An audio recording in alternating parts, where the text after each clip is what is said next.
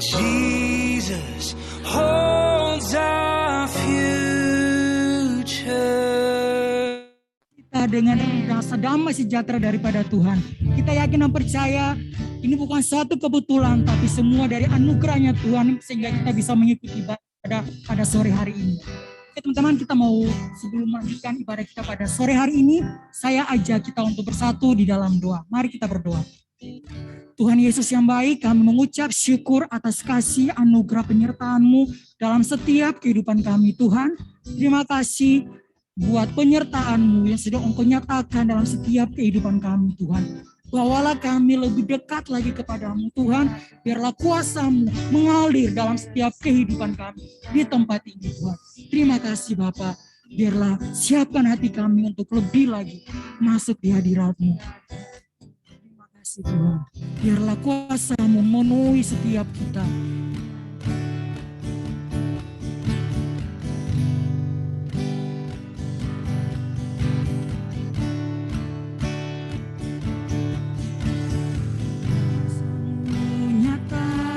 Dalam kelemahanku, kekuatan-Mu menopang seluruh hidupku. Dari mana datang pertolonganku? Hanya Yesus pertolonganku. Engkaulah kekuatan hatiku, tempat persembunyianku, tempat persembunyianku. Engkau penolong di saat susahku, tempat perlindunganku.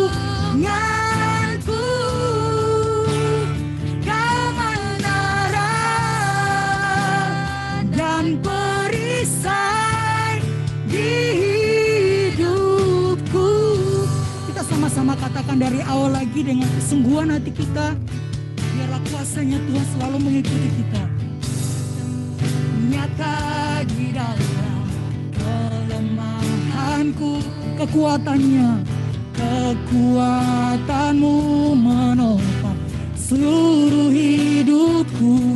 Dari mana datang pertolonganku? Hanya Yesus pertolonganku. Engkaulah sumber kekuatan hatiku, tempat persembunyianku, tempat persembunyianku. Engkau penolong di saat susahku, tempat perlindunganku. Engkaulah sumber kekuatan hatiku.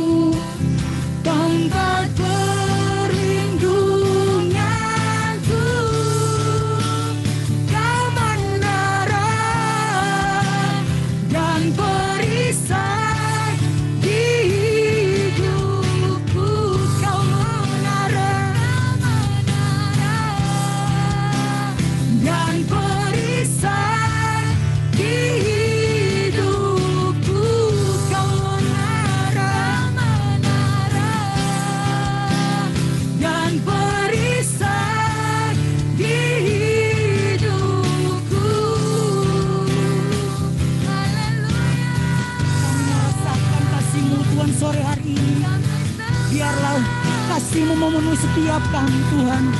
Biarlah hadirat-Mu selalu nyata, kuasa-Mu memenuhi setiap kami Tuhan. Biarlah kami mau rasakan bahwa kasih-Mu lebih besar dari segalanya Tuhan. Kami rindu Tuhan, hadirat-Mu selalu ada buat setiap kami Tuhan.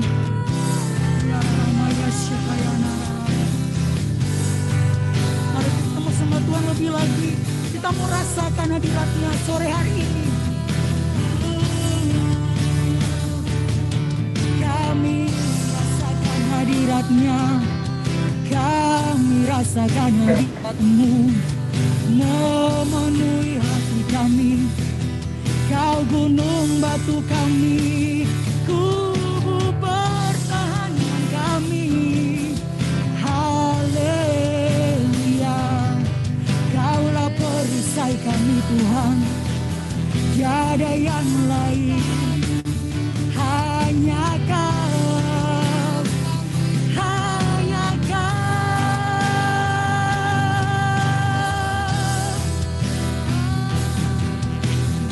Di dalam hidup kami,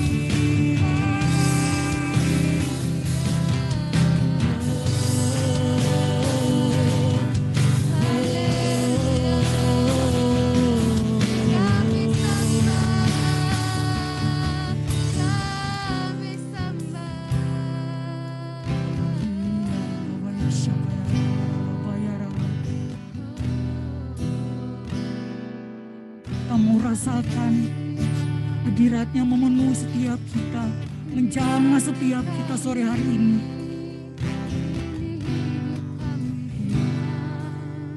Terima kasih Tuhan, terima kasih Tuhan. Kami bersyukur memiliki Allah seperti Engkau Tuhan. Allah yang luar biasa, Allah yang perkasa. Dulu, sekarang, dan sampai selama-lamanya Tuhan, Engkau tetap sama Tuhan. Kami mengucap syukur atas kasih anugerah-Mu Tuhan. Terima kasih Tuhan. Bawalah kami untuk lebih dekat lagi kepadamu Tuhan. Terima kasih Tuhan. Kalau sebentar lagi kami mau memuji, kami mau meninggikan nama-Mu, biarlah semuanya itu bisa berkenan di hadapan-Mu. Terima kasih Tuhan. Dan siap untuk memuji Tuhan, kita sama-sama katakan amin. Oke teman-teman, kita mau memuji Tuhan ya. Kita mau nyatakan kasih-Nya Tuhan dalam setiap kehidupan kita. Amin. Kita yakin bahwa Tuhan yang berkuasa di bumi dan di surga sekarang dan sampai selama-lama. Di bumi, di surga bertata dalam kemuliaan. Dialah Tuhan Allah kita, namanya berkuasa, pembebas umat-Nya. Betapa hebat, betapa kuat dahsyatnya Allah kita. Dia percaya atas semua perbuatannya. Betapa hebat, betapa hebat, betapa kuat dahsyatnya Allah kita. Dia bernama Yesus, Raja segala raja, Tuhan Allah kita. Kita yakin dan percaya Raja di atas segala rajaannya, Yesus Tuhan Juru Selamat kita. Amin. Berkuasa di bumi, di surga, bertata dalam kemuliaan, bertata dalam kemuliaan.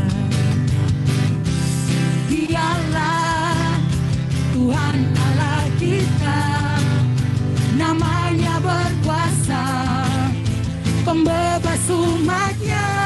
Betapa hebat, betapa kuat dahsyatnya Allah kita. Dia percaya atas semua perbuatannya. Serukan betapa hebat, betapa hebat, betapa kuat dahsyatnya Allah kita. Dia bernama Yesus, Raja segala raja, Tuhan Allah kita. Kita mau ulangi dari awal lagi ya. Kita mau rasakan bahwa hadirat-Nya Tuhan memenuhi setiap kita. Berkuasa di bumi, di surga, bertata dalam kemuliaan. Dialah Tuhan Allah kita, namanya berkuasa, pembebas umatnya. Betapa hebat, betapa kuat, dahsyatnya Allah kita. Dia berjaya atas semua perbuatannya. Betapa hebat, betapa hebat, betapa kuat, dahsyatnya Allah kita. Dia bernama Yesus, Raja segala raja. Betapa hebat, betapa kuat, dahsyatnya Allah kita. Dia berjaya atas semua perbuatannya. Sekali lagi, betapa hebat, betapa hebat, betapa kuat, dahsyatnya Allah kita. Dia ternama Yesus, Raja segala raja. Sekali lagi, betapa hebat, betapa hebat, betapa kuat, dahsyatnya Allah kita. Dia berjaya, dia berjaya atas semua perbuatannya. Betapa hebat, betapa hebat, betapa kuat, dahsyatnya Allah kita. Dia ternama Yesus, Raja segala raja. Sekali lagi, betapa hebat, betapa hebat, betapa kuat, dahsyatnya Allah kita. Dia berjaya, dia berjaya atas semua perbuatannya. Betapa hebat, betapa hebat, betapa kuat, dahsyatnya Allah kita. Dia bernama Yesus, Raja segala raja. Betapa hebat, betapa hebat, betapa kuat, dahsyatnya Allah kita. Dia berjaya atas semua perbuatannya. Betapa hebat, betapa kuat, dahsyatnya Allah kita. Dia bernama Yesus, Raja segala raja. Sekali lagi, betapa hebat, betapa hebat, betapa kuat, dahsyatnya Allah kita. Dia berjaya atas semua perbuatannya. Betapa hebat, betapa hebat, betapa kuat, dahsyatnya Allah kita. Dia bernama Yesus, Raja segala raja. Tuhan Allah kita. Tuhan Allah kita. Tuhan Allah kita. Mari kita bersorak-sorak bagi Tuhan Allah kita. Oke, kita mau saatnya, kita mau masuk lebih lagi di dalam hadirat-Nya Tuhan. Kita mau mencari setiap wajah-Nya Tuhan. Kita minta biarlah sore hari ini kita fokus hanya satu tujuan. Kita fokus sama Tuhan. Tuhan, inilah rinduku Tuhan. Biarlah hari ini nama Tuhan aja yang dipermuliakan, nama Tuhan yang ditinggikan atas segala-galanya. Kita mau sama-sama nyanyikan lagu ini.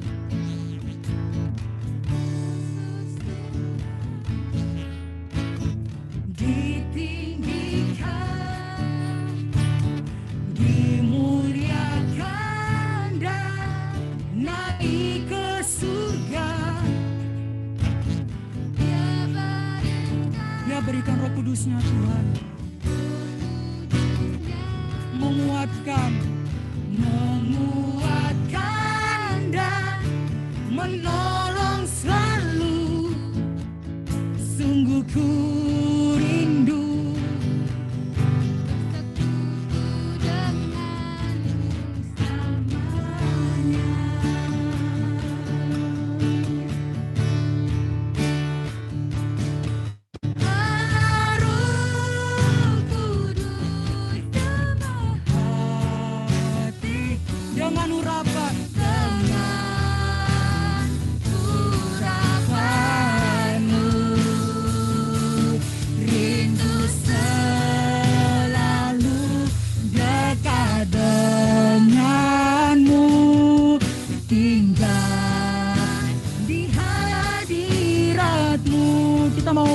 dari awal lagi dengan sungguh-sungguh.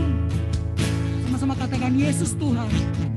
Yesus Tuhan ditinggikan, ditinggikan, dimuliakan, dimuliakan dan naik ke surga.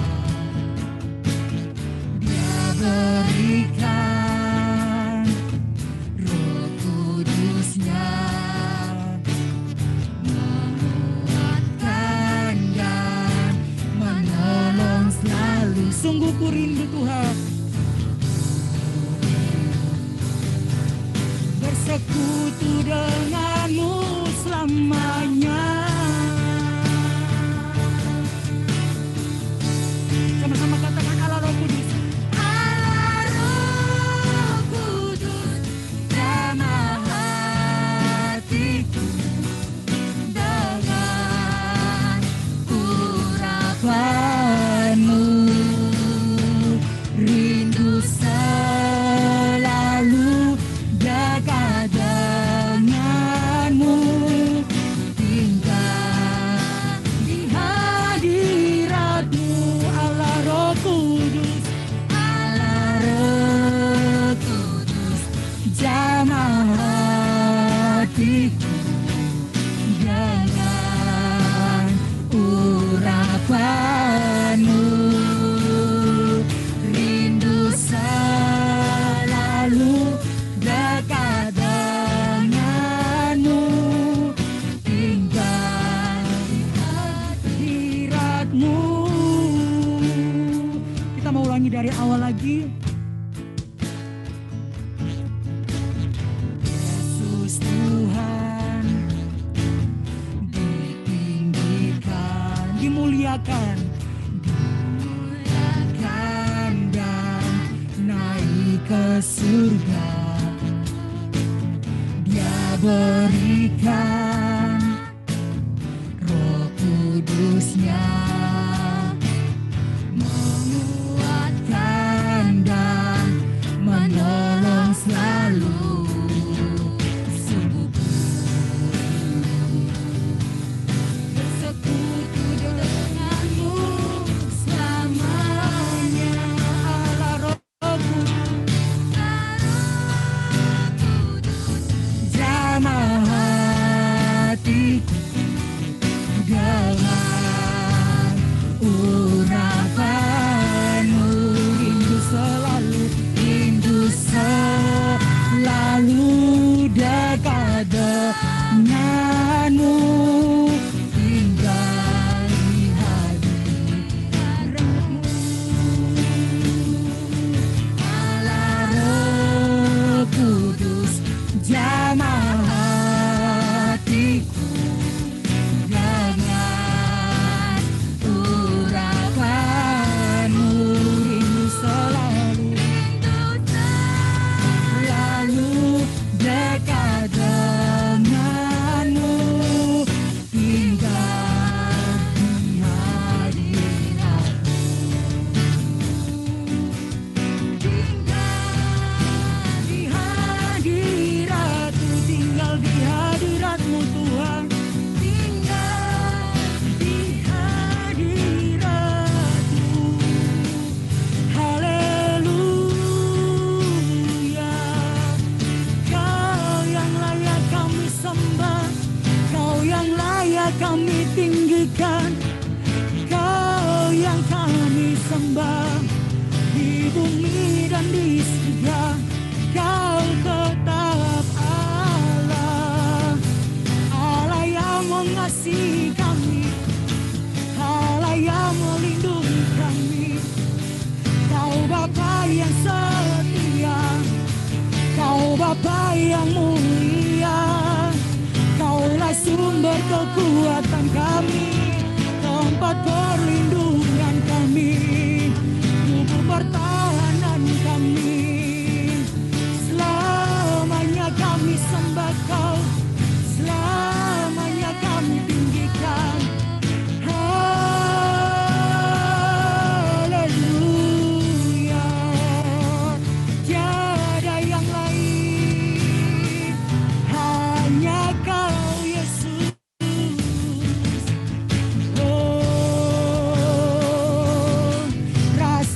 rasakan hadiratnya, rasakan hadiratnya, memenuhi setiap kita. Rasakan hadiratnya, rasakan hadiratnya. Oh,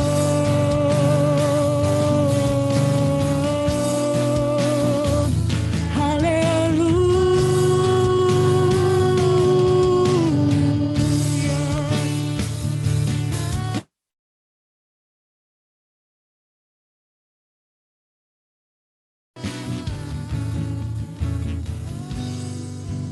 Ya Tuhan, ajarlah kami untuk selalu dekat kepadamu Tuhan. Kami mau menikmati hadirat-Mu lebih lagi Tuhan. Sore hari ini, biarlah lawatan-Mu terjadi pada kami. Biarlah curahan-Mu mengalir di dalam setiap kehidupan kami Tuhan. Terima kasih Tuhan, kami boleh rasakan bahwa Engkau begitu baik, Engkau begitu luar biasa. Engkau Allah yang kami sembah Tuhan, dulu dan sekarang dan sampai selama-lamanya Tuhan. Terima kasih Tuhan. Kalau sebentar lagi Tuhan, kami mau mendengarkan sabda kebenaran firman-Mu. Engkau juga yang akan memberkati hamba-Mu yang akan menyampaikan firman-Mu. Biarlah apapun yang akan disampaikan, itu menjadi kekuatan bagi kami Tuhan. Terima kasih Bapa. Di dalam nama Tuhan Yesus, sama-sama kita katakan, amin.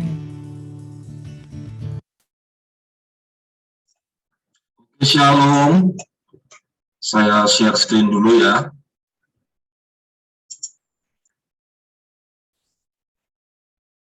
Oke. Semuanya sudah bisa melihat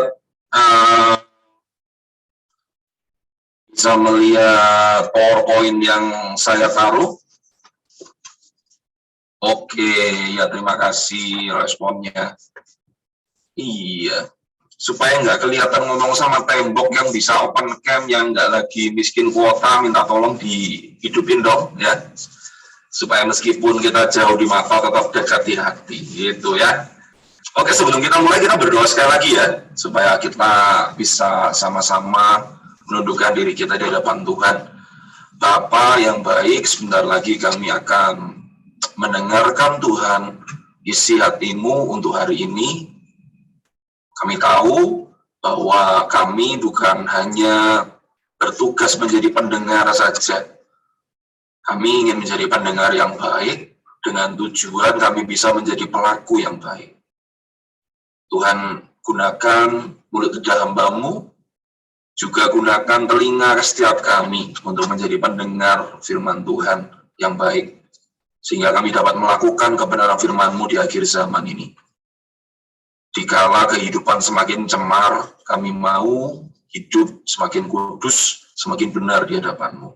Di dalam nama Tuhan Yesus, Tuhan siapkan setiap hati kami. Di dalam nama Tuhan Yesus kami sudah berdoa.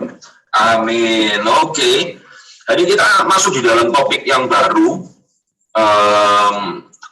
Sudah nggak bahas cinta-cintaan, jadi bukan yang ping-ping, yang sudah nggak pinggi-pinggi. Kita bahas tentang Christian myth. Nah, apa itu Christian myth? Christian myth itu sebenarnya begini, mitos di dalam dunia kekristenan. Artinya mitos itu apa sih? Mitos itu segala hal yang dianggap benar, padahal nggak ada hubungannya sih. Jadi kebenarannya itu sangat dipertanyakan, bahkan sudah pasti salah. Kayak gitu. Jadi contohnya apa ya mitos ya? Saya nggak begitu ingat. Tapi ada banyak sekali mitos di dalam kehidupan kita secara pribadi, meskipun nggak berhubungan dengan iman kita dan sebagainya. Tetapi banyak sekali mitos yang kita seringkali percaya, padahal nggak ada hubungannya. Nah, setiap suku itu ada mitosnya, gitu ya. Misalkan yang kemarin Imlek ya, benar ya. Kalau orang yang Tionghoa kemarin kita merayakan Imlek. Katanya kalau waktu Imlek itu hujan deras, gitu ya, hujan deras, itu katanya akan banyak rezekinya. Padahal ya hujan aja gitu ya. Yang rumahnya di bawahnya jalan gitu ya malah banjir kayaknya, hujan banget kan kemarin waktu Imlek. Ya itulah salah satu contoh mitos yang sebetulnya nggak ada hubungannya sih, nggak ada hubungannya sama sekali. Ya begitulah, jadi teman-teman bisa mengerti ya, mitos itu seperti itu, yang sesuatu yang nggak ada hubungannya dan kebenarannya benar-benar dipertanyakan malah sudah pasti itu nggak benar, ada yang malah sudah seperti itu. Oke, kita masuk ke dalam seri yang pertama di dalam Christian Myth. Sebelum masuk ke dalam judulnya, ada myth nomor 1, kasih Tuhan itu sama dengan prestasi kita. Apakah itu benar? Ada tanda tanyanya. Bagaimana teman-teman? Menurut teman-teman, apakah itu benar? Apakah kasih Tuhan itu berbanding lurus dengan prestasi kita? Kalau kita itu hebat, kita itu pintar mengambil hati Tuhan begitu, Tuhan lebih sayang sama kita. Nah, kalau di rumah kita kan punya orang tua nih, bukan orang tua kita salah atau enggak. Semua orang nggak sempurna, saya pun nggak sempurna. Saya pun seringkali bertindak sebagai cermin. Banyak orang tua juga bertindak seperti itu. Semakin anaknya itu menunjukkan kasihnya, semakin bisa ngambil hati, biasanya orang tuanya tambah sayang sama mereka. Tapi kabar baik dan buruknya itu tidak berlaku untuk Tuhan. Nah, mind blowing ya gitu ya. Loh, ternyata semakin aku bisa ngambil hati Tuhan, Tuhan nggak tambah sayang sama aku. Nggak bisa, karena kasihnya Tuhan itu sudah mentok gitu. Nah, kita akan bahas itu. Nah, judulnya saya kasih judul yang sedikit provokatif buat kalian, vending machine. Siapa di sini pernah pakai vending machine? Bisa angkat tangannya? Yang nggak pernah pakai, kapan-kapan kita coba pakai vending machine ya. Vending machine itu adalah mesin di mana kalian bisa beli segala macam. Kalau di Indonesia, mentok-mentok kita bisa beli minuman ya. Minuman, sama kalau di beberapa restoran kita bisa beli mainan juga. Cuman yang saya tahu saya belum pernah pakai vending machine yang macam-macam. Kalau di luar negeri itu ada yang bisa menyajikan mie ramen dan sebagainya, bisa beli kepiting hidup. Saya lihat di YouTube macam-macam. Tapi ada satu prinsip di dalam vending machine, seberapa nominal uang yang kita masukkan, itu yang kita dapatkan dalam bentuk barang. Misalkan ada tulisannya kamu beli minuman air mineral harganya 5.000, kamu masukkan 3.000, nggak akan keluar itu air mineral. Ya, meskipun kamu nangis-nangis di depannya, kamu teriak-teriak, nggak akan keluar. Tetapi begitu kamu masukkan uang yang tepat, 5.000, akan keluar air mineralnya. Nah, seringkali orang Kristen itu memperlakukan Tuhan seperti itu loh. Kita ini melihat Tuhan, kalau saya itu baik, saya itu nabung kebaikan, maka Tuhan akan membalas kebaikan pada saya. Makanya banyak orang yang ngomong tentang keuangan dengan cara yang salah. Kenapa kalau orang jatuh miskin? Oh iya, karena tidak bayar perpuluhan, Tuhan mengutuki. Ya masa sih Tuhan mengutuki orang? Kita tuh bayar perpuluhan, ada teologinya banyak ya. Cuman yang saya pelajari di dalam Alkitab, itu karena ada orang-orang yang nggak tahu diri. Ada 11 suku Israel yang nggak tahu diri. Ketika mereka hidup enak, ada orang Lewi yang memang nggak boleh kerja sama Tuhan, hidupnya sengsara sekali. Bahkan buat makan aja udah nggak bisa. Sementara 11 suku yang lain yang boleh bekerja oleh Tuhan, mereka nggak mau ngasih. Nah, makanya Tuhan kasih itu di dalam kitab Maleakhi. Cuma kita nggak bahas itu, nggak bahas duit-duitan. Cuman kita mau bahas tentang prinsip. Tuhan itu bukan vending machine loh. Kita boleh mencintai Tuhan, kita boleh pelayanan, kita boleh melakukan something untuk Tuhan, kita boleh berusaha segala sesuatu, tetapi kasihnya Tuhan itu nggak bisa nambah atau kurang di dalam kehidupan kita. Itu keren sekali. Jadi sejauh apapun yang teman-teman lakukan, kasih Tuhan nggak bisa berkurang. Nah, kita masuk ke dalam yang kedua. Nah, saya mau terangkan kok bisa ada yang seperti ini. Zaman tahun abad yang ke-15, jadi nggak apa-apa ya, sedikit kuliah singkat. Abad ke-15 pada saat reformasi gereja, Martin Luther, salah satu yang membuat gereja Kristen harus berpisah dari Roma Katolik adalah gereja yang satunya, mereka membuat surat namanya surat indulgensia. Nah, surat ini adalah surat, bukan surat penghapusan dosa sebetulnya, tapi surat ini orang-orang Katolik percaya sampai hari ini, kalau orang meninggal dunia, mereka tetap semua orang itu bisa masuk ke surga, apapun kehidupanmu, bagaimanapun kehidupanmu, tetapi mereka harus melalui yang namanya api penyucian. Nah, api penyucian ini durasinya bisa dipersingkat bahkan dihilangkan dengan namanya surat indulgensia itu. Nah, sama dengan prinsip yang tadi vending machine ya, kasihnya Tuhan bisa dibeli dengan uang, kasihnya Tuhan bisa dibeli dengan sejumlah usaha di dalam kehidupan kita. Nah, pada akhirnya surat ini dimanfaatkan oleh orang-orang yang hidup dalam dosa. Artinya di dalam gereja pada waktu itu yang beli surat indulgensia, syaratnya yang pertama pasti kaya, ya. Tapi syarat yang kedua adalah orang-orang yang memang niatnya jelek, teman-teman. Jadi memang setelah dia beli, karena dia tahu dia pasti sudah nggak lama-lama dia dalam api penyucian, dia bisa hore, dia bisa senang-senang dengan kehidupannya, dia bisa kalau zaman sekarang ya pergi diskotek dan sebagainya, whatever lah. Karena dia tahu bahwa dia sudah diampuni, kayak gitu. Sebetulnya pengampunan Tuhan itu sangat-sangat gratis ya teman-teman. Makanya seringkali kita salah mengerti tentang hal ini. Kita pikir bahwa kasihnya Tuhan itu kayak surat indulgensia ini. Nah, makanya di dalam, setelah itu Martin Luther bikin bukan Martin Luther sih, bapak-bapak gereja di dalam abad 15, nggak apa-apa ya pelajaran sejarah sedikit ya, jangan pusing, nanti nggak apa-apa setelah ini nggak ngomongin sejarah lagi. Ada 5 sola ya. Yang pertama sola gracia, kita diselamatkan oleh kasih karunia saja. Yang kedua sola fide, kita diselamatkan, kita ini hidup dengan iman saja. Yang kemudian solus Christus, jadi hanya oleh Kristus. Sola scriptura, according to scripture only. Jadi kita hanya berpegang pada Alkitab, bukan yang lain, gitu ya. Jadi kalau ada tambahan-tambahan kitab dan sebagainya, ya perlakukan itu sebagai tambahan. Saya bukan orang yang anti kamu belajar berbagai ilmu, saya malah dorong sekali kamu untuk membaca banyak buku. Kali ini buku Kristen apa enggak? Mbok. Saya biasanya kalau ditanya bilang gitu. Yang saya baca juga enggak semuanya buku Kristen. Buku Kristen yang paling penting cuma satu, apa namanya? Alkitab ya, yang paling penting itu. Jadi nggak usah terlalu banyak langsung doktrin harus baca buku Kristen, nggak harus juga. Nanti kalian jadi fanatik, kalian jadi kayak FPI-nya orang Kristen. Saya nggak mau punya anak-anak kayak gitu. Yang terakhir ada Soli Deo Gloria, semuanya untuk kemuliaan Tuhan.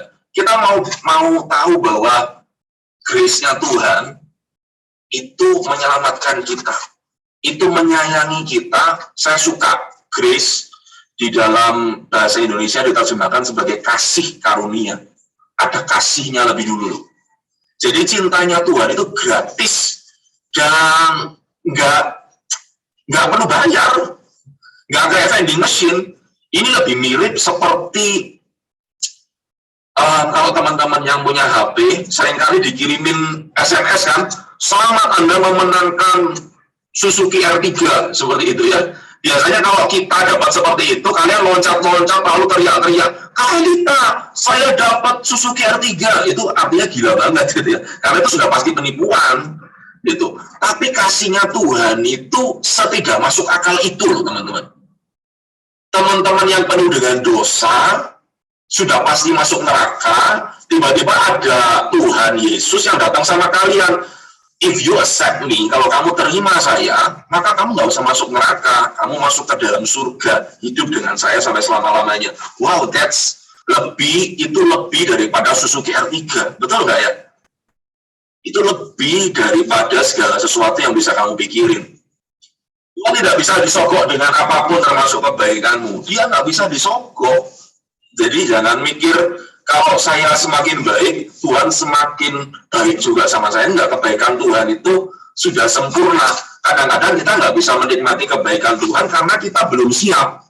Loh, artinya, kenapa kok hari ini saya tidak bisa mencapai level seperti yang teman-teman saya atau orang-orang lain capai di dalam usia saya jelaskan begini. Kalau saya punya anak, saya nggak mungkin serahkan kunci mobil kepada anak saya. Meskipun anak saya adalah pemilik mobil saya. Betul ya?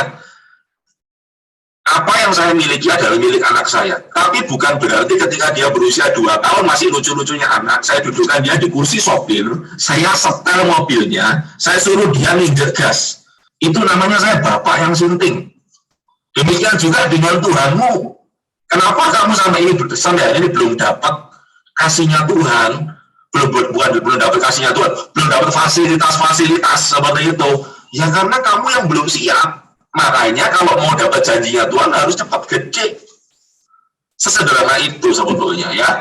Matius 24 ayat 12, dan karena makin bertambahnya kedurhakaan, maka kasih kebanyakan orang akan menjadi dingin. Kasih yang menjadi dingin sesederhana ini loh.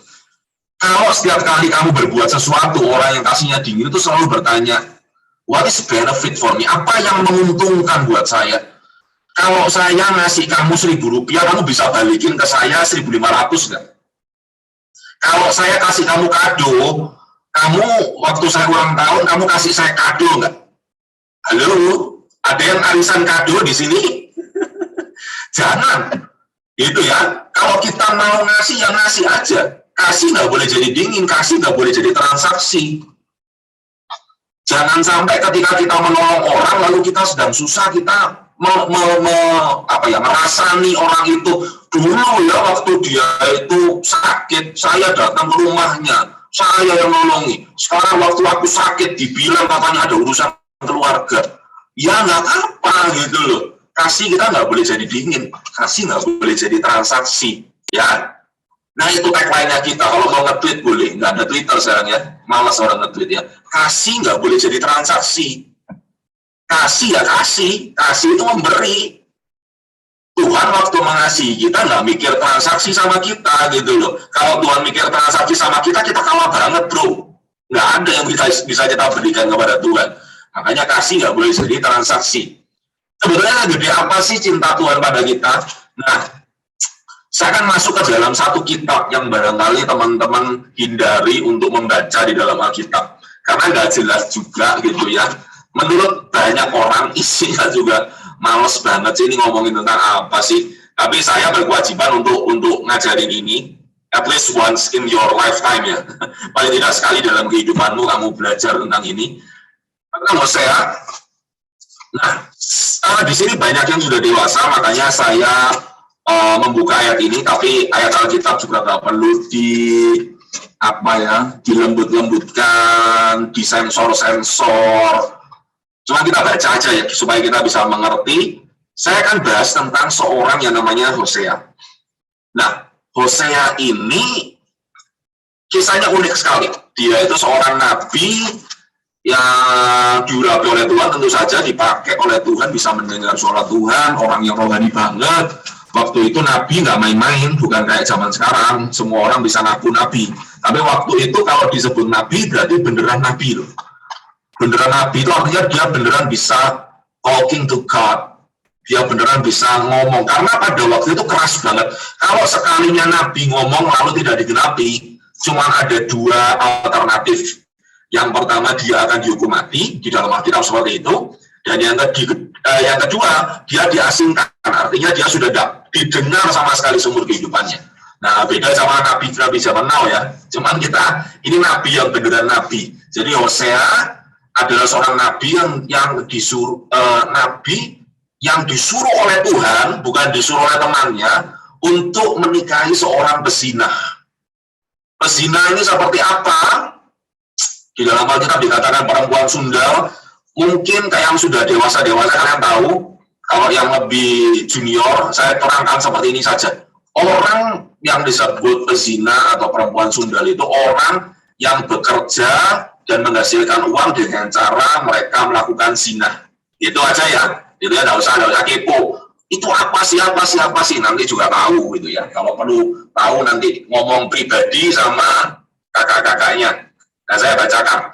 Ketika Tuhan mulai berbicara dengan perantaraan Hosea, berfirmanlah ia kepada Hosea, pergilah, kawinilah seorang perempuan sundal dan peranakanlah anak-anak sundal, karena negeri ini bersundal hebat dengan membelakangi Tuhan. Maka pergilah ia dan mengawini yang namanya Gomer binti Diblaim, lalu mengandunglah perempuan itu dan melahirkan baginya seorang anak laki-laki. Nah, sebelumnya kisahnya biasa aja nih Kak, nggak ada istimewa-istimewanya. Saya terangkan seperti ini. Hosea disuruh mengawini seorang pezina itu sebagai gambaran Tuhan mengawini kita. Tuhan mengawini kita, Kak. Iya, karena kita adalah gereja itu adalah mempelai Kristus, betul ya? Karena sudah gede, kalian harus ngerti ini. Kalau nggak belajar, nggak kapan lagi gitu loh. Gereja adalah mempelainya Tuhan, mempelainya Kristus, mempelainya Yesus nanti di akhir zaman. Nah, contohnya adalah seperti ini. Jadi Tuhan mau menerima orang Israel waktu itu juga diumpamakan sebagai perkawinan juga. Jadi Allah mengawini orang Israel, dianggap sebagai istrinya. Kalian bisa mengerti ya? Kalau yang ngerti mantuk-mantuk, manggut-manggut. Nah, jadi perumpamaannya seperti itu. Nah, Tuhan mengawini orang Israel, artinya Tuhan menganggap orang Israel sebagai istrinya. Nah, sama juga seperti Hosea. Hosea ini disuruh menikahi seorang perempuan yang amoral, yang nggak punya moral, yang kerjaannya itu ganti-ganti pasangan, teman-teman. Ini benar-benar bukan perempuan yang baik. Bulan lalu kita belajar tentang LSD kan, love, sex, and dating, bagaimana kamu bisa cari pasangan hidup dan sebagainya. Perempuan yang model seperti ini sudah pasti nggak masuk kriteria, gitu ya. Bagaimana bisa masuk kriteria kehidupannya setiap hari dia ganti-ganti cowok, bukan hanya ganti-ganti cowok, tapi melakukan lebih parah lagi dari itu. Nah, setelah perempuan yang nggak baik-baik ini dinikahi oleh Hosea, tahukah kalian apa yang dilakukan oleh perempuan ini? Yang dilakukan oleh dia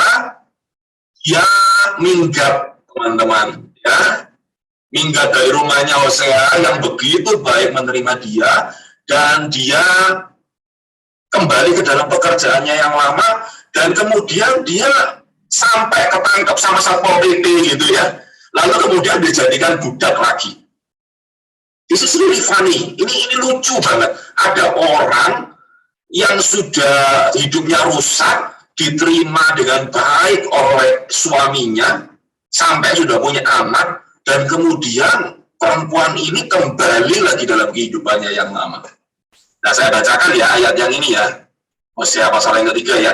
Berfirmanlah Tuhan kepadaku, pergilah lagi, cintailah perempuan yang suka bersundal dan berzina, seperti Tuhan juga mencintai orang Israel. Wow. Sekalipun mereka berpaling kepada allah-allah lain dan menyukai kue kismis, lalu aku membeli dia bagiku dengan bayaran 15 sikal perak dan 1,5 homer jelai.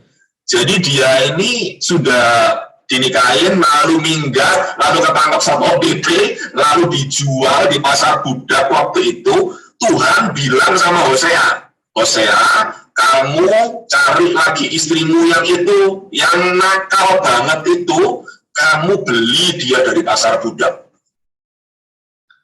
Apa sih yang Tuhan mau ngomong di sini? Tuhan mau ngomong sederhana kok.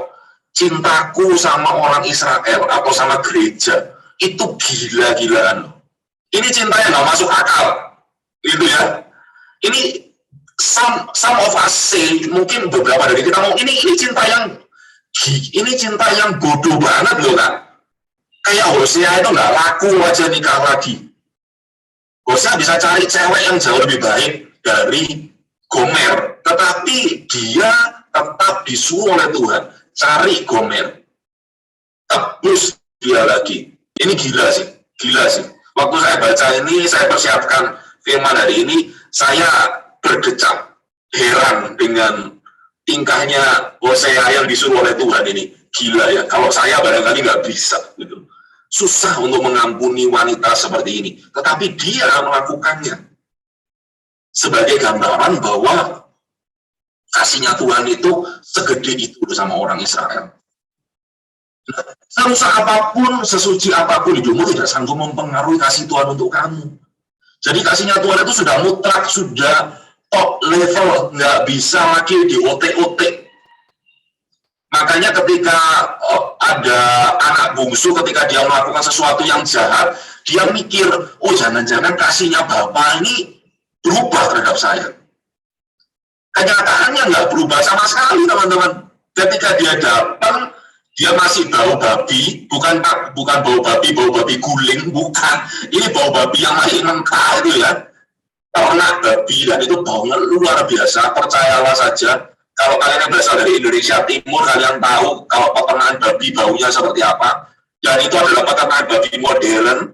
Kalau ini peternakan babi zaman dulu, saya yakin baunya semerbak luar biasa. Tetapi orang tuanya nggak nunggu-nunggu bapaknya, dia langsung peluk anak itu, dan dia langsung perintahkan untuk pasang cincin.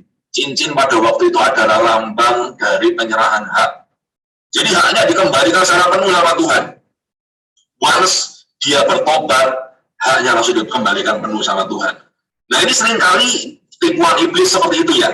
Seringkali kalau kita ini nggak hidup dengan benar, kita ini nggak hidup dengan baik, kita nggak cukup menonjol di dalam lingkungan kita, iblis berusaha mempengaruhi kita seperti ini. Tuhan itu nggak sayang sama kamu. Tuhan itu lebih sayang sama Ria itu loh. Lihat Ria itu luar biasa taat sama Tuhan, bla bla bla bla. Tapi sama kamu enggak lah. Makanya sampai sekarang kamu nggak dipakai oleh Tuhan. Kembali lagi ya, fasilitas nggak datang karena kita yang nggak siap. Bukan karena Tuhannya nggak sayang sama kita. Nah, ini saya mau baca cepat aja supaya nutut. Manusia di akhir zaman itu mentalnya seperti customer, nanti kalian baca sendirilah. Orang-orang yang diceritakan di dalam 2 Timotius 3 ayat 1-5 ini benar-benar menggambarkan orang-orang zaman now, zaman sekarang. Saya mau baca di ayat yang terakhir aja. Secara lahiriah mereka menjalankan ibadah, ya, mereka, tetapi pada hakikatnya mereka memungkiri kekuatannya. Ini jelas bicara tentang orang yang ada di gereja. Kalau orang yang di luar gereja nggak dibahas sebagai orang yang menjalankan ibadah, right? Kamu yang saat ini sedang ikut ibadah, kamu barangkali adalah orang yang dibicarakan di dalam 2 Timotius 3 ayat 1-5 ini. Please be careful, hati-hati. Kalau kita sudah punya mental customer, kita bisa tunjuk ke arah surga. Aku sudah pelayanan. Aku sudah melakukan ini buat Tuhan. Mana bayaranku? Tunggu dulu. Tuhan mati buat kamu di atas kayu salib, dia nggak minta bayaran dari kamu. Kalau minta bayaran 1 per 1 jutanya saja kamu nggak bisa bayar kok. Apakah kita menuntut seperti itu sama Tuhan? Nah saya buat beberapa checklist ya, supaya kita bisa mengelaborasi gimana sih kalau kita memperlakukan Tuhan sebagai vending machine. Itu ciri-cirinya seperti apa sih checklistnya? Barangkali nanti bisa dibahas juga di dalam komsel. Yang pertama, bekerja keras. Bekerja keras itu baik, sangat baik. Tapi kalau tujuannya untuk dianggap layak, itu salah. Kalian sudah layak karena Tuhan melayakkan kalian. Kalian nggak perlu pelayanan, kalian sudah layak karena dilayakkan oleh Tuhan. Kalian nggak perlu berjuang. You don't need to fight for God's love. Kamu nggak perlu berjuang untuk mendapatkan kasihnya Tuhan. Itu kalian dapatkan for free. Tetapi banyak orang karena itu free, kalian jadi menghina atau meremehkan kasih itu juga salah. Kalau kalian dapat kasihnya Tuhan, sama seperti tadi ya, yang saya kasih perumpamaan, kamu dapat Suzuki R3 yang tadi, kamu nggak mungkin dong ketika kamu dapat, lalu kemudian kamu taruh di depan rumahmu, kuncinya kamu taruh di dalam lubang kunci, sudahlah, siapa yang mau ambil terserahlah, saya nggak mau, saya nggak suka sama Suzuki R3. Nggak mungkin seperti itu loh. Iya kan? Kalau ada yang punya mobil baru, sepeda motor baru, biasanya ngapain setiap pagi kegiatannya? Lap-lap gitu ya. Saya juga mengalami yang seperti itu kok teman-teman. Wah, seperti sebelumnya nggak ada urusan apa-apa kalau pagi, sekarang paginya niat banget bangun pagi, lap-lap motornya, lap-lap mobilnya, sampai kinclong, bisa dipakai buat make up gitu ya. Itu yang kita lakukan dengan barang yang fana, yang barangkali 10 tahun lagi sudah dibuang ke tempat besi tua dan sebagainya. Tetapi tentang kasihnya Tuhan, kita dikasih gratis. Grace of God, kasihnya Tuhan, kasih karunia Tuhan kita dikasih gratis. Tetapi itu bukan murahan, teman-teman. Kebodohan bagi banyak orang ketika mendapatkan sesuatu yang mahal, dia anggap itu murahan hanya karena dia dibeli dengan gratis. That's why banyak sekali seminar-seminar terutama yang melibatkan anak muda, gitu ya. Kalau dikasih gratis, pasti kalian permainkan. Bukan kalian lah, pasti anak-anak muda yang lain, bukan anak DLC ya, permainkan. Tapi begitu disuruh bayar, waduh, langsung matanya melotot. Langsung buka catatan dan sebagainya. Nggak perlu seperti itu. Kalau kita tahu bahwa apa yang gratis diberikan di dalam kehidupan kita ini benar-benar berharga, kita hargai dengan sungguh-sungguh dong. Ya, kakek saya itu punya beberapa jam yang sudah meninggal tahun lalu ya, punya beberapa jam. Lalu kemudian kemarin atau beberapa waktu yang lalu mama saya itu buka-buka, kakek saya punya laci ya, lacinya dibuka, lalu ada jam-jam itu. Nah, saya orang yang ditunjukin pertama, ya, saya ada 3 jam kalau nggak salah, yang semuanya antik dan cukup mahal sebetulnya. Saya ditunjukin, kamu mau yang mana? Dia tanya seperti itu mama saya. Saya pilih yang ini, gitu ya. Begitu saya dapat jam itu, apa yang saya lakukan, karena itu sudah lama sekali nggak dipakai, jadi dia punya baterai pasti sudah habis, saya pakai baterainya, saya ganti baru, lalu kemudian saya lap ya, sama ya, saya lap, lalu saya taruh di tempat yang baik. Meskipun itu gratis, saya tahu harganya itu berapa. Gitu loh, ngerti ya? Bukan berarti kalau gratis, saya kemudian jamnya langsung setelah saya dapat dari mama saya, langsung saya di depan, ada bapak-bapak yang ngambil sampah, Pak mau ini. Saya nggak segila itu. Tapi kita seringkali segila itu loh. Kasihnya Tuhan gratis, tapi kita perlakukan itu seolah-olah kasihnya Tuhan itu murahan sama kita. Yang kedua, hubungan dengan Tuhan jadi dingin. Banyak di antara kita mengalami yang seperti ini kan. Saya tahu kalau di rumah sejati kalian diharuskan untuk saat teduh bareng. Tapi is that berhubungan dengan kamu punya hati enggak? Apakah itu berhubungan dengan hatimu? Puji Tuhan kalau dipaksa saat teduh ya, kalian bisa lebih teratur dan sebagainya. Tapi kalau itu hanya menjadi agenda rutin bagi kalian, wow, buat apa? Rugi dong, kita duduk setengah jam untuk kemudian saat teduh dan kamu nggak dapat apa-apa dari sana. Cobalah dengan waktu yang kalian bisa pakai ya sebagai orang-orang muda, luangkan waktu dengan Tuhan. Hubungannya itu harus hangat dong. Hubungannya harus panas, bukan hangat. Kalau suam-suam kuku Tuhan muntahkan, hubungannya jangan jadi dingin sama Tuhan. Hubungan sama Tuhan yang dingin itu seperti apa? Datang sama Tuhan, cuma ini list doanya apa ya gitu ya. Tanya list doanya apa gitu ya. Padahal dia punya kerinduan atau apa, nggak ada waktu sama Tuhan. Nah itu artinya hubungan kita sudah jadi dingin. Yang berikutnya, punya 2 muka. Nah, punya 2 muka. Orang yang sering punya 2 muka, yang satu mukanya rohani, yang satu mukanya duniawi. Karena aslinya orang seperti ini belum mengalami kasihnya Tuhan. Kalau kalian belum mengalami kasihnya Tuhan, bagaimana kalian bisa share kasihnya Tuhan? That's why perlu topeng untuk menutupi dirimu yang asli. Yang mana dirimu yang asli? Ya yang duniawi tadi itu. Yang rohani pakai topeng aja cukup. Waktu hari Sabtu ketemu sama Kak Tika biar bisa bilang shalom, mukanya bercahaya seperti itu. Senin hari Minggu sampai hari Jumat, waduh, Setan aja minder melihat tingkah laku kita kadang-kadang kan ya. Ya aku nggak sejahat itu loh ini. Kenapa dia sejahat itu? Jangan sampai kita begitu. Jangan sampai kita ini punya dua muka. Jangan sampai orang yang punya dua muka itu cuma bisa digambarkan oleh Tuhan di dalam Alkitab pakai satu kata aja. Munafik. Dan Tuhan Yesus nggak pernah benci sama orang jahat. Enggak. Tuhan Yesus nggak pernah benci sama orang berdosa, enggak. Tuhan Yesus nggak pernah benci sama orang yang melakukan pencurian, enggak. Enggak, dia nggak benci sama pencuri. Tapi dia benci sekali sama orang yang munafik. Perhatikan ini baik-baik. Tuhan itu nggak pernah ngomong kasar sama orang, kecuali sama orang dengan karakter satu ini, munafik. Gitu ya.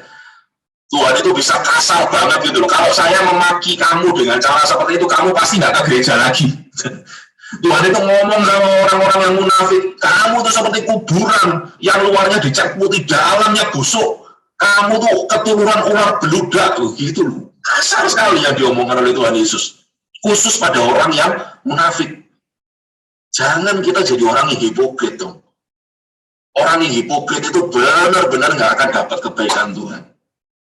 Kalau kamu belum siap jadi apa adanya kamu, ya nggak usah dibaik-baikin di depan orang, sok cute gitu, nggak usah, nggak perlu. Ya, kalau kamu memang belum baik dalam hal itu, ngomong, perbaiki dong. Nggak usah sok-sok jadi orang yang rohani, padahal aslinya enggak. Gitu ya. Kalau rohani beneran nggak apa-apa, puji Tuhan. Yang keempat, merasa Tuhan harus memenuhi keinginannya.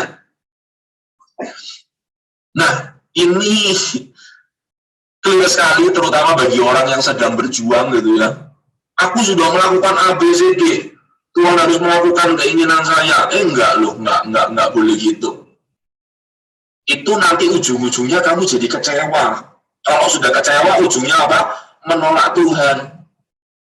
Saya bertemu dengan banyak orang-orang Kristen yang sudah umurnya 30-40 yang nggak pernah datang ke gereja. Benang merahnya satu, mereka kecewa sama Tuhan.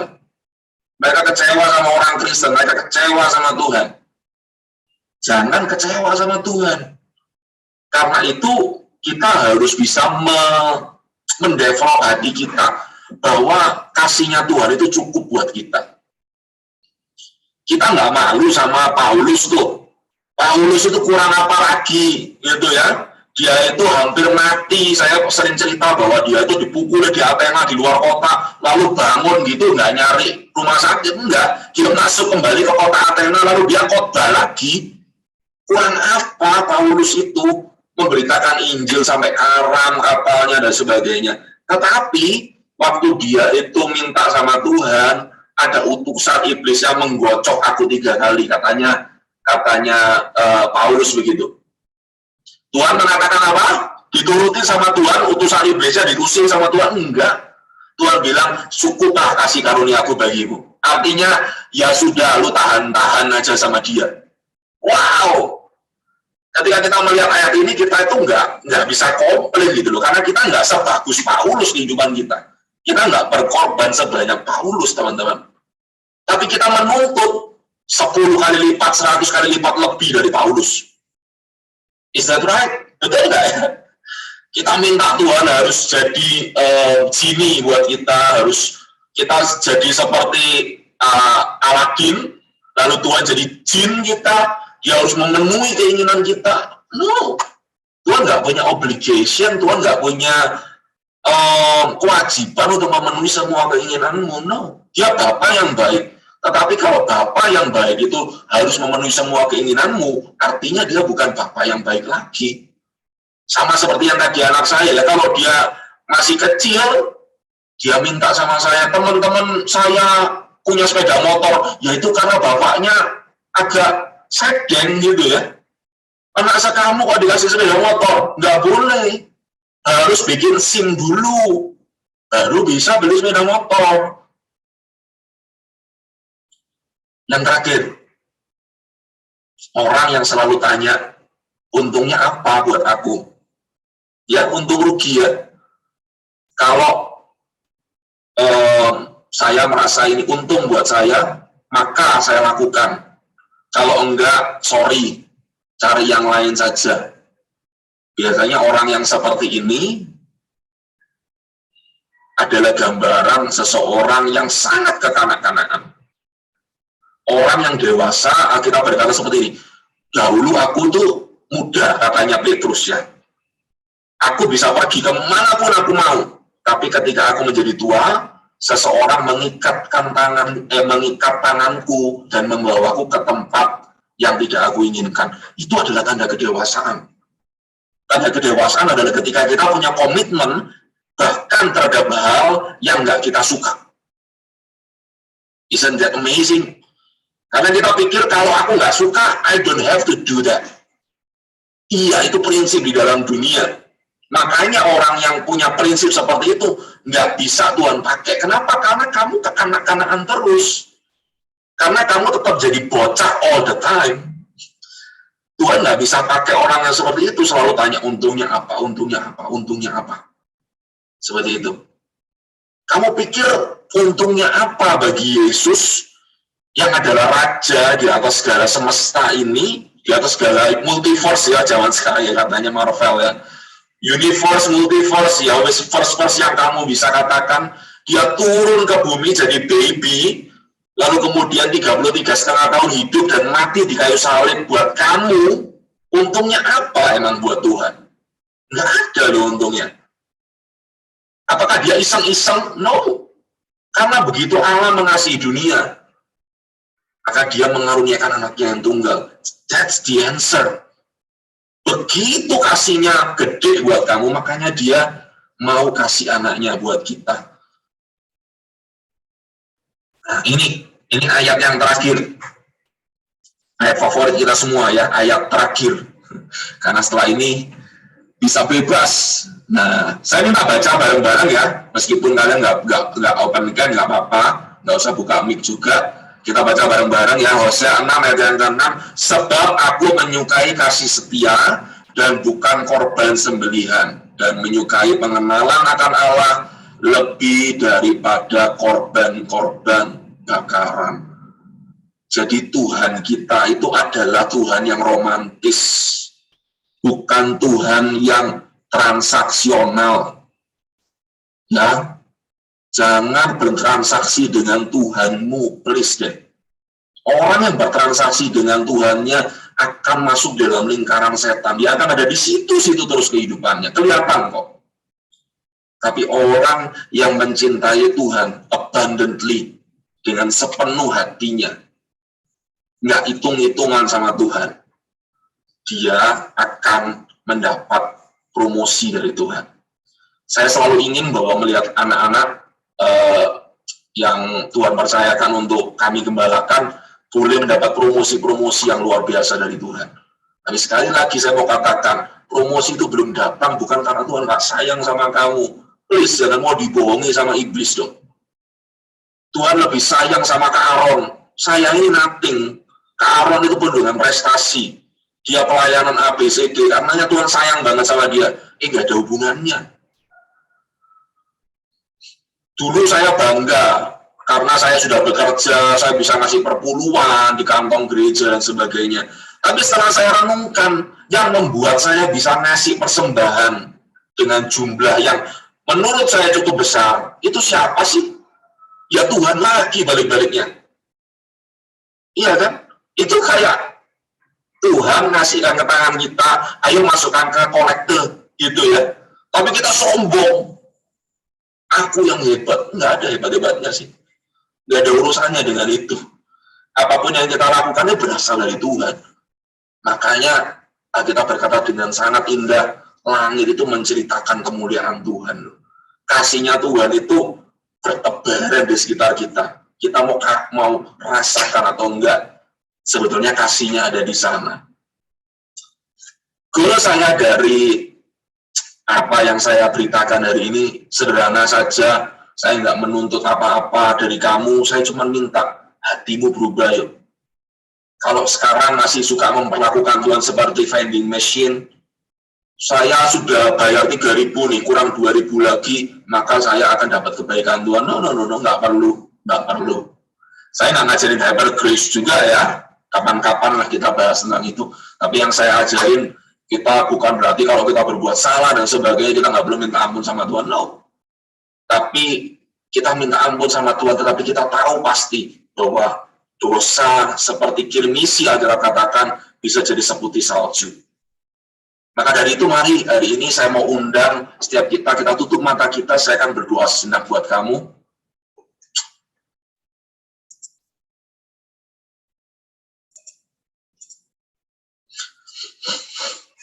Semuanya tutup matanya. Saya mau tanya kepada kalian, apakah firman hari ini bicara kepada kamu? Apakah kamu adalah orang yang seringkali mengejar kasih-Nya Tuhan? Padahal kasih-Nya Tuhan yang mengejar kamu sebetulnya. Kalau kamu orangnya, kamu taruh tangan kananmu di dada. Jangan malu, nggak ada yang memalukan di sini, karena ini adalah sesuatu yang common dialami oleh generasi-generasi kalian. Saat kalian ingin jadi semakin baik, saat itulah iblis coba masuk dan main-main di sana. Hari ini kita mau putuskan bahwa iblis tidak bisa lagi menipu kita. Hari ini Tuhan, kami bersepakat, kami mau tolak semua tipu daya iblis. Kami tahu pasti bahwa Tuhan sayang sama kami dan itu sudah final. Sayangnya Tuhan kepada kami sudah maksimal. Apapun yang kami lakukan nggak bisa menambah maupun mengurangi kasih-Nya Tuhan. Kami mau mengerti ini di dalam hati kami, di dalam pengertian kami, supaya iblis tidak bisa lagi mencuri pengertian ini dari kami. Seumur hidup kami, jadikan kami orang yang bukan lagi mengejar kasih-Nya Tuhan. Karena kami tahu bahwa Tuhan yang mengejar kami. Tuhan yang duduk di atas tahta, Yesus yang duduk di atas tahta. Repot-repot mau turun ke bumi untuk mati di atas kayu salib.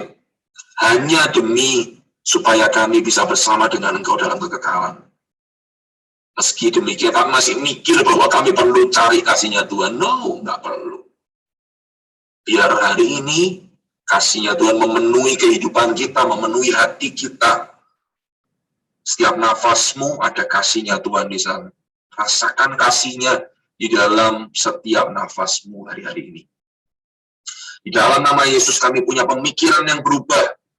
Kami punya sikap hati yang berubah. Kami adalah orang yang sangat dikasihi oleh Tuhan. Tidak ada orang yang bisa mengubah itu. Di dalam nama Yesus, aku sudah berdoa dan mengucap syukur. Amin. Silakan Kak Hendro, pengumuman. Video ya pengumumannya ya kali. Ya, video Kak Dendi.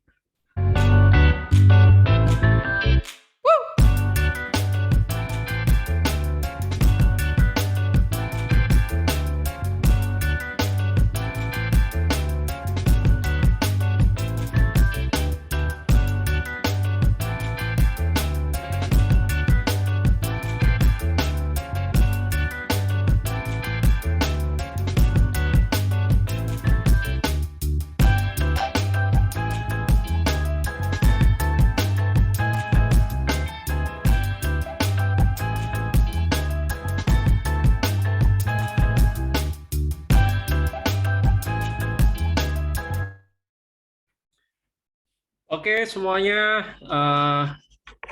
tetap ini ya, tetap semangat ya, tetap ini apa namanya, walaupun kita masih online ya, kita berdoa bersama-sama supaya secepatnya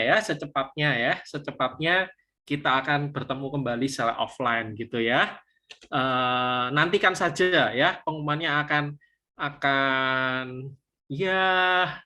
akan cukup mendadak sih ya, tetapi gambarannya kemungkinan sih di minggu ketiga kita akan offline kembali ya, tentunya dengan protokol kesehatan juga. Teman-teman jangan lupa tetap selalu pakai masker gitu ya, jangan dilepas-lepas gitu. Oke, itu aja. Kando berdoa supaya benar-benar ya kebenaran hari ini itu akan mengubah setiap paradigma kita, gitu ya.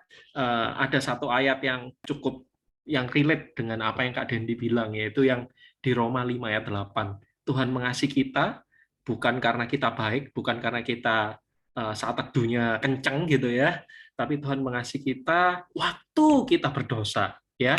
Nah, teman-teman, hari ini kita sama-sama berdoa buat bangsa kita, ya. Kita sama-sama berdoa buat DLC juga, ya, supaya Tuhan memerintah atas hidup kita, Tuhan memerintah atas bangsa kita. Amin. Yuk kita sama-sama ambil sikap doa yang baik. Yuk, Bapa, di dalam nama Tuhan Yesus, hari ini Tuhan kami datang untuk kami, Tuhan, kami mau berdoa dengan otoritas yang daripada Bapa. Tuhan, kami berdoa, kami lepaskan, Tuhan, damai sejahtera-Mu buat bangsa kami. Kami lepaskan sukacita-Mu buat bangsa kami. Tuhan, di tengah-tengah harga-harga kebutuhan pokok yang cukup melambung, Tuhan, tapi kami percaya bahwa ada damai sejahtera, Tuhan, bahwa Engkau adalah Allah Jehovah Jireh, Tuhan. Allah yang selalu mencukupkan setiap kebutuhan dari keluarga-keluarga kami. Untuk papa mama kami juga. Kami berdoa, Tuhan, bangsa ini, Tuhan, Engkau cukupkan. Kasih karunia-Mu cukup untuk bangsa ini. Dan kami, Tuhan, dan bangsa ini, Tuhan, akan cepat, Tuhan, keluar dari setiap krisis yang ada. Krisis kesehatan, krisis ekonomi, krisis pendidikan, apapun, Tuhan, yang bangsa ini lagi hadapi. Kami percaya, Tuhan, bahwa Engkau, Tuhan, kehendak-Mu, Tuhan, yang jadi atas bangsa kami. Satu hal yang kami tahu bahwa Engkau juga mengasihi bangsa ini, dan Engkau tidak pernah membiarkan bangsa ini sendiri, Tuhan. Tapi bangsa ini selalu Engkau topang dengan kasih-Mu, Tuhan. Terima kasih, Bapa. Kami berkati para pemimpin di bangsa kami, mulai dari Bapak Presiden, Tuhan, menteri-menteri, beserta setiap jajaran yang bertugas apapun, Tuhan. Mereka semuanya, Tuhan, di dalam perlindungan, Tuhan. Mereka semuanya, Tuhan, benar-benar Tuhan dipimpin oleh hikmat, Tuhan, untuk menyelesaikan segala setiap persoalan yang ada. Kami juga berdoa untuk setiap kami, anak-anak DLC, Tuhan, jemaat DLC, juga kami kakak-kakak, Tuhan, kami berdoa benar-benar, Tuhan, tambah-tambahkan hati yang haus akan kebenaran firman-Mu, supaya kami boleh mengenal Engkau lebih lagi.